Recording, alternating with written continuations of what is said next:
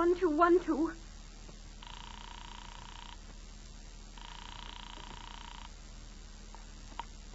This is Scotland Yard.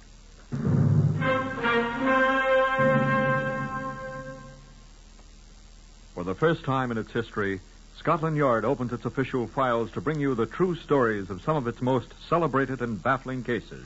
These are the true stories, the plain, unvarnished facts, just as they occurred, reenacted for you by an all-British cast. Only the names have, for obvious reasons, been changed. The broadcasts are presented with the full cooperation of Scotland Yard. Research for Whitehall 1212 comes from Percy Hoskins, chief crime reporter of the London Daily Express. The stories for radio are written and directed by Wyllis Cooper. Now you are to hear the voice of the man in charge of Scotland Yard's famous Black Museum, Chief Superintendent John Davidson. The things we have on display in the Black Museum are mementos of crime. Murder is the most frequent category. Here, among the knives, the guns, the bludgeons, among the vials of poisons and the ropes and cords that have served as murder weapons, is this incongruous object. I'm sure you know what it is. Yes, it's a shoe, the kind known in Britain as a Wellington Boot.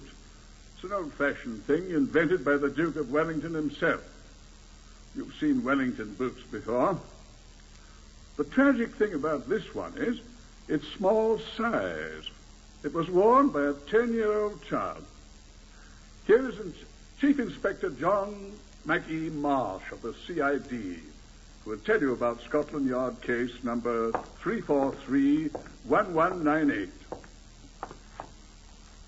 This is the story of a person who was twice tried for the same murder. In fact, I think this is the only instance of that in the whole history of British jurisprudence. I'll tell you more about it. On the afternoon of the 5th December 1937, in Newark in Nottinghamshire, a little 10-year-old child left her schoolroom for her home a short distance away. That was the last time she was ever seen alive, except by a few persons who did not recognize her. Her name was Nora Brady. She was the daughter of Jack William Brady, a coal carter, and Maggie Summers Brady, his wife. At about 10 that night, when Nora had not returned to her home, the police were notified and inquiries begun. During the night, the following procedures were set in motion. All the other pupils in the school, attended by Nora Brady, were interviewed at home, most of them already abed. Results, nil. All the relatives of the Bradys in Newark were interviewed. Results, nil. All traffic on the Great North Road, which runs through Newark, was screened. Results, nil. Every piece of abandoned and derelict property in a wide radius of Newark was examined. Results, the child was not found. The fruitless inquiries continued all through the night. In the morning, all Newark school principals were asked by the police to inquire of their pupils whether any of them had seen Nora Brady on the previous evening. Results, one principal reported to me that one of his pupils had seen her. When, I asked? Between 4:30 and 5:15 yesterday afternoon, he tells me. Where? Opposite the bus station, he tells me. You are sure he recognized her? He says he did, sir. Was she alone? He says not. Ah. Who was with her then? He's quite positive. Who? A former lodger of her father's. A man known to him as Nora's Uncle Ted. Is he her uncle? No, I do not believe so. I'll ask Brady. A little later in the day, when the news of Nora Brady's disappearance had got around the town of Newark, a Mrs. Black came forward. I didn't see the little girl, Chief Inspector, but I did see a man waiting near the Wesleyan school she attended. When? At about 4:15 yesterday afternoon, about 15 minutes before school was dismissed. What was he doing? Just staring at the door of the school, as if he were waiting for someone. Who was he, do you know? Yes, sir, as a matter of fact, I do. I live next door but one to the Bradys. I was the lodger they used to have, the one they threw out, the one that Nora used to call Uncle Ted. And the driver of a bus that runs between Newark and Redford, a small town about 25 miles away. He said he remembered a child with a slovenly middle-aged man on the bus that left Newark at 4:45. He did not know the child, but his description of her clothes corresponded with the dress and coat she was known to have been wearing. But we couldn't find Nora Brady. I talked to her father, Jack William Brady. No, Ted Peters ain't her uncle, sir. He's no relation to any of us. And besides, I threw him out of my house. I didn't want him about. Why? Well, for one thing, sir, he drinks. Oh, great. Many people drink, Mr. Brady. And I enjoy a pint myself after a hard day's work. But I'll have no man lying about my house 40% of the time in a drunken stupor and making a beast of himself. Anything else, Mr. Brady? Should really well say there was anything else. My wife's sister in Sheffield, she and her husband, they introduced Ted Peters to us as a friend of the family. Friend of the family, indeed. He had an old broken-down motor car that he used to drive them about in. That's how great a friend of the family he was. My wife's sister's husband, my brother-in-law, Bert Stickley, he knew this Ted Peters in the RAMC in the war. So that makes him a friend of the family. And what else? And that's just it, I'm trying to tell you. We let him have a room, turning it into a blinking pigsty he did. Never having a bath and sleeping in bed with his boots on and keeping scraps of greasy fish and chips and God knows what else lying about till the very roaches themselves wouldn't eat them. And pinching my shirts and using violent, filthy language before my wife and poor little Nora. I chucked him out. And what did he say to that? He swore something fearful till I broke 2 of his ugly teeth for him. And then he slunk away muttering most horrible curses and threatening me how he'd get even with me. Oh, he threatened you? And besides, he never paid me 1 single farthing of the 6 shillings a week he owed me all that time. How long? 15 ruddy weeks. 6 times 15, 90 shillings. £4.10 he owed me altogether for rent alone. And my wife and me had to take a bleeding shovel and clean out that pigsty he'd made of our room. He went away muttering and cursing and threatening us. Is he a relation? My aunt's cat's left hind leg he is. It's Ted Peters stole my little Nora. You get her back, and at once, too. Or I'll do it. And I'll bring you back Ted Peters' stinking head in a bucket besides. Did he ever threaten your daughter, Mr. Brady? Little Nora? No, he never threatened her. It was me that he... He didn't threaten her? He said something to me about taking the most precious thing I had. I thought it was just talk at first, but he knowed how much I thought about Nora. And besides, he seemed to have a kind of a fascination for her. He was always bringing her bits of toffee or cakes or something. He was very good to Nora. Once he gave her a half a crown, but I made her give it back. The child loved him. How can a child love a pig? What's this Uncle Ted business? Some idea. She had some idea that he was connected with my wife's sister and her husband that introduced this Ted Peters to us. I see. I think. Do this brother and sister see Ted Peters at all now? She's mixed up in some kind of deal with him. She's got money of her own a little. She's talking to him, she says, about raising the money for him to buy a lorry and go into business. I don't know what kind of dirty business he's going into. I wouldn't let him touch the coal that I haul. He'd get it dirty. Go and make him let my kid go. Does Peters live in Redford? Redford? The driver of a Redford bus says he saw a man with Nora yesterday. Lives at Hayton. That's on the road to Redford. That's where he's got Nora. You go there and see. I went to Hayton, but I didn't see what Brady had expected me to see. Ted Peters did live in Hayton, an infinitesimal village not far from the River Idle, which is a part of the network of waterways that lies about nearby Sherwood Forest. Sheffield, where the elder Brady's sister-in-law and her husband lived, is some 50 miles away by most baffling roads. I found Peters' house, which was ingenuously named Peace Haven, at 7:45 of a windy, rainy winter night. The house was dark, but Peters lit a lamp and we sat down to talk. I spoke first. When did you last see Nora Brady, Mr. Peters? Who's Nora Brady? You don't know. She's sick? You do know. Oh, she's that kid of Brady's in York, where I used to live. Oh, I know who she is. When did you see her last? About 15, 16 months ago. Oh? Hmm. You didn't see her yesterday. Well, is that what you're saying to me? I saw 15, 16 months ago, sir. There are people who will testify under oath that they saw you with her yesterday. Yesterday. Oh, yesterday. She has not been seen since yesterday. I wonder where she is. You don't know? How on earth would I know? How would I know? Has Nora been here since yesterday? I told you it's been 15, 16 months ago. Will you answer my question? Has Nora Brady been in this place since yesterday afternoon? No. Would you mind if I search this house? You won't find it. In addition to searching the house, I'll have to search the grounds too, you know. I shall dig up everything. You won't find her here. Where is she? I don't know. But she has been here. I don't know where she is now. But she was here. Well, she wanted to come. Why? Well, yesterday when I was waiting for the bus at Newark... What were you doing in Newark? I was expecting to meet Brady's sister-in-law. She lives in Sheffield. I thought she might be visiting in Newark, visiting the Bradys. She wasn't, though, was she? Why did you want to meet her? Well, she's going to get me some money to buy me lorry. I've heard about it. But she wasn't there, we know that. You didn't visit the Bradys to see if she was there, though, did you? Of course not. Brady hates me. Did you ever threaten Brady? Well, I was indignant when he chucked me out. I know about that, too, Peters. All about it, including your threat. Well, then what you asking me about it for? I'm reminding you that I know.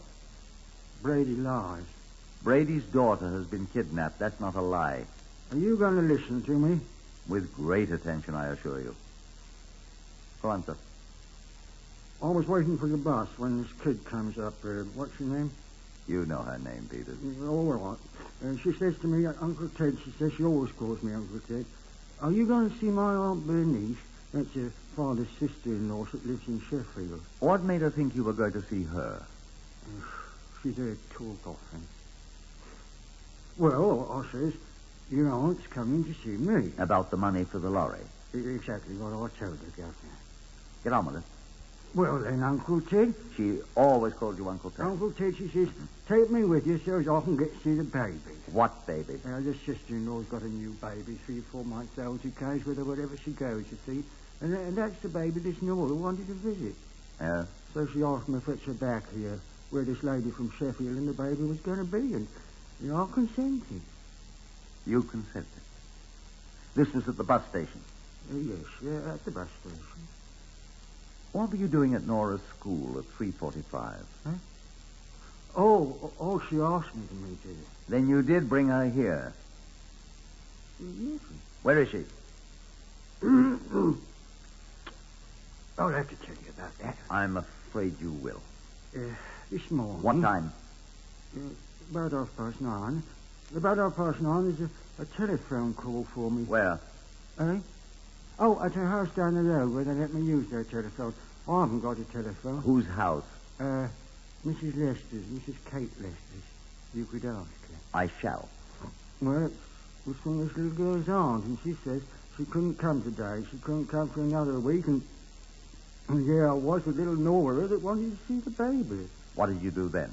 Well, I told Nora first, and then I told her she must go. Back home? Well, I told her she wanted to see the baby, so I gave her an £0.50 and started her off for Sheffield to see the baby. Well, what's wrong with that? You didn't call her parents and tell them? No. She was going to see her aunt, wasn't she? So you say? I gave her £0.50. Is £0.50 enough to get her to Sheffield? She'd have to walk a good deal of the way. Then there's the bus. You mean to say that you sent a 10-year-old child out in this weather to walk? Why not? What time is this? About noon. When it was raining hardest, when half a gale was blowing. Well, that's why I don't know where she is. She might have got lost. You didn't telephone her parents? Oh, her old man would have... Where are you going, sir? Don't you want to hear any more? Don't you want to find her? No, I don't want to hear any more. Yes, I want to find her. That's why I'm going out and check up on what you've said. You stay right here. I shall want to talk with you when I return. Where would I go, Governor? I don't know where you'd go, my man. Because there's one of my constables standing outside this door in the rain. You'll certainly not get very far. I spoke to Mrs. Kate Lester, the owner of the telephone down the road. Yes, she knew Ted Peters. He was a frequent user of her telephone. Yes, Mr. Peters had talked on her telephone about 9:30 that morning. Yes, she'd overheard him, although Mrs. Lester agreed it's not neighborly to eavesdrop. It was with someone in Sheffield, Mrs. Lester said. Peters seemed to be cancelling an appointment he had had for that same day with someone in Sheffield, which apparently had to do with borrowing money to buy a lorry. Mr. Peters had decided against buying the lorry, he had said, and the person in Sheffield would not need to come and see him at all. And did he mention the name of Nora Brady, I asked Mrs. Lester? Or say anything about a baby? No, said Mrs. Lester. It was all about lorries and not coming to see him anymore, and that was all, sir.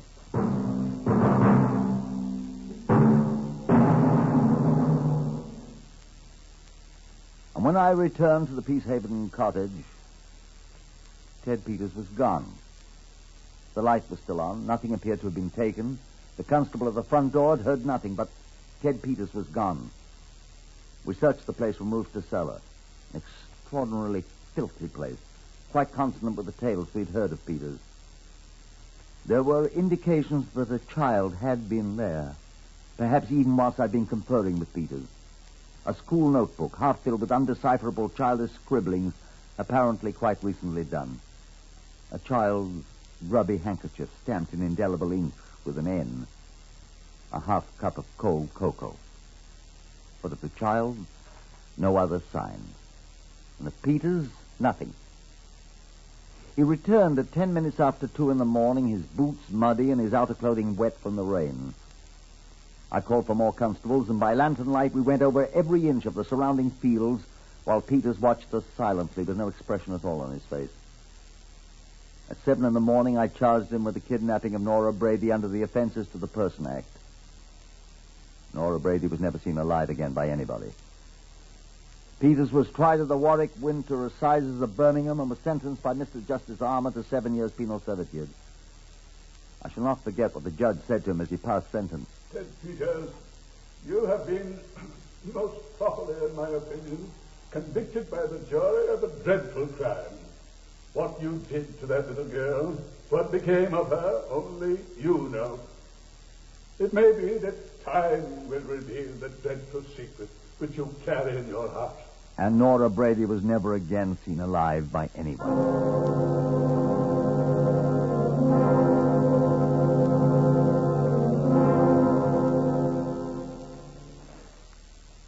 I had thought I would never have to look on Ted Peters again either. But I saw him again. I'd seen him last in the dead of the worst winter England had had in 17 years. The next time was in balmy midsummer weather, in the following June. I have spoken before of the honeycomb of waterways that lies about the Sherwood Forest country. The River Idle is one of the principal of these streams. It flows slowly and peacefully north to the Trent. But near Hayton, where Ted Peters had his home, Peacehaven, there is a short stretch of water called Bolam Shuttle, deep, swift, and unpleasant, a part of the River Idle. On Sunday the 6th June, 1937, exactly 5 months and 1 day after Nora Brady had disappeared from the schoolroom, I was informed that a Donald Palmer, of whom I'd never heard, wished to speak to me on the telephone. I answered. Chief Inspector Marsham. Hello, Chief Inspector. Donald Palmer speaking to you from Botry in Nottinghamshire. I'm afraid I don't know where Botry is. Do I know you, Mr. Palmer? I'm manager of the gasworks at Botry, Chief Inspector. Yes. Botry is on the River Idle, Chief Inspector. Yes. Only a short distance below the town of Hayton. Hayton? What's happened now at Hayton? It's not at Hayton, sir. It's Botry, below Hayton, on the River Idle. Yes? I remember you when that man Ted Peters was arrested. Yes? I thought you might be interested in what I have discovered in the river here, sir. What have you discovered, sir? A dead body, Chief Inspector. A dead body? Yes. A dead... The dead body of a child. A girl about 10 years old.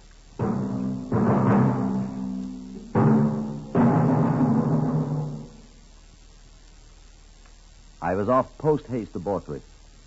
I will not tell you how I got there because I don't remember, and I can conceive anyway a few others who would have reason to go there. But there we were. Palmer, the gasworks manager, Henry Bernard, the great pathologist from the Home Office, a gaggle of country constables, me, a brace of newspaper detectives, assorted wives and sons of the gasworks men, and in an outhouse of a nearby country inn, the pathetic little body of the drowned girl. Yes, it was Nora Brady. Jack Brady, her father, had been summoned from Newark and made the tearful identification. He recognized the blue jumper dress she had worn and her brown cloth and the neat cotton underclothing her mother had made her. It was difficult to recognize her otherwise. Adipocere tissue, due to long immersion in the water, Henry Bernard said, had set in. But the identification was positive. It was Nora Brady, and she was dead. Only one person was missing, but we knew where he was. And the coroner's jury was convened. Henry Bernard, the pathologist, testified. No, this child did not die from the effects of drowning. It is true that the body has been immersed in the water for a long time. It's not inconsistent, in my opinion, to say that she has been in the water for at least 5 months. That is to say, since early January of this year, but she was not drowned. I ask you to observe this mark around the neck. This was caused before death. She was strangled. Could that not have been caused, sir, by the neck of her dress having caught on the low branch above the water? And been suspended by the neck, I presume you mean, sir? Yes, sir. That might... In that case, the mark would have been flat and broad from the neckband of the dress. This one is sharply defined, and it is cut into the flesh of the neck. Yes, but... And if the marks were caused by the dress supporting the weight of the body, the marks would have been oblique. You can make such an experiment yourself, sir, and find for yourself. Well, This mark is horizontal all the way round the neck. The child was strangled. But... But what? Well, maybe that happened after she was dead. There is no water in the lungs. I can demonstrate that to you. Yes, sir. And you've seen the marks on the tongue, the marks that correspond with the child's teeth where she bit her tongue. That is a characteristic of strangling or suffocation. They always bite their tongues. Well, but... She couldn't bite her tongue after she was dead, sir. Oh. The child was strangled. There was more talk, but the evidence was incontrovertible. Verdict of the coroner's jury. We, the jury, find that the deceased came to her death through the agency of a person or persons unknown.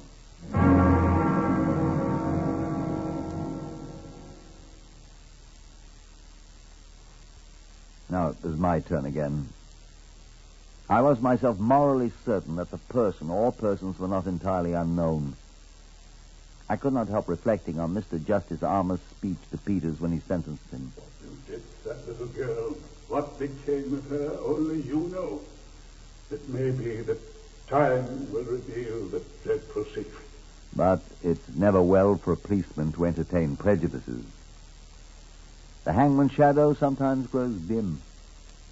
However, I thought I might journey to the prison where Ted Peters was still serving his 7 years. But I was not sure. Then Henry Bernard, the pathologist, brought something into my desk and laid it down before me. I looked at it. It was damp and soggy. It was cracked and twisted. Obviously, it had been in the water a long time. I picked it up. What is it, I asked? It's a Wellington Boot, I should say. Wasn't that child wearing Wellington boots when she was last seen? She was. I'll ask her father to look at this and see if he can identify it. She wasn't wearing Wellington boots when that fellow found her body. Wasn't she? She had only her stockings on. All of her clothes except her hat and her Wellington boots. Where'd you get this? Policeman found it. Where?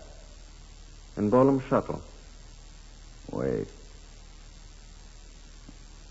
My mind went back to that evening in January, when I left Peters alone to go out and check his story of a telephone call. When I came back, he was gone. Had he been to Bolam Shuttle that cold, stormy night, carrying a body with him? A very small body that had been hidden in that house until I left. A body that he must get rid of before we searched the place. Would a body, I asked Bernard, float all the way from Bolam Shuttle to the place where hers was found? It could. I remembered Peter's muddy clothes when he came back that night. Could you identify that mud if I found it? I asked Bernard. If I had something to compare it with, yes. Bolam Shuttle. Get me the mud you want to identify, and I'll go down to Bolam Shuttle and compare it myself. The mud was on the clothing he was wearing that night last winter. Did he wear those same clothes at his trial? I don't... Yes, he did. I do remember. He wear them to prison? That I don't know. If he did, they've still got them at the prison where he is. Do you suppose... Of course they are. They don't wash prisoners' clothing. They give them new. Well? I'll get your sample. Mail it to me. I'll be at Bollum Shuttle. I went to the prison where Peters was confined. I did not see him, though. My business was with the governor. I showed him sufficient cause, and he gave me Peters' muddy clothing. I posted them to Bernard and sat and waited. Finally, a telephone call was put through from Retford to me. It was a very short one. It wasn't difficult. The mud's identical. And then I went back to the prison and asked to see Ted Peters. To find that Peters had gone over the wall, escaped. I sat there when the governor told me, miserably clutching that kid-sized Wellington Boot. The same one that Chief Superintendent John Davidson showed you. The one he has in the Black Museum. Oh, we'll find him, said the prison governor reassuringly.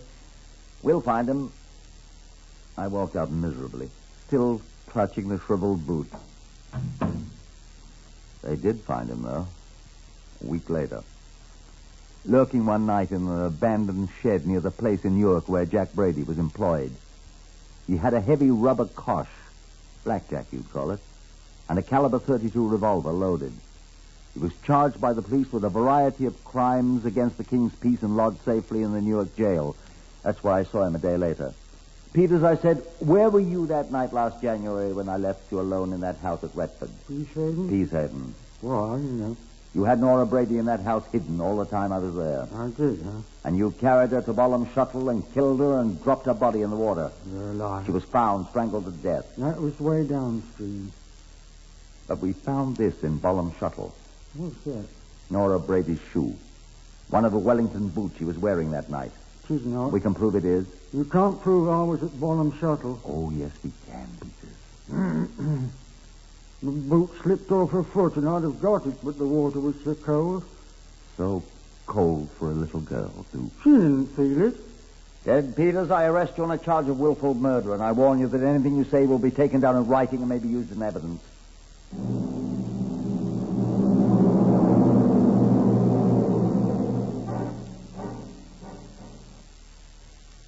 And Ted Peters went to his second trial for the same murder. This time at the Nottinghamshire Assizes in the Shire Hall in the city of Nottingham, he was found guilty and sentenced to death. And this time, after the Court of Criminal Appeals had turned their thumbs down, he was hanged at Lincoln Prison.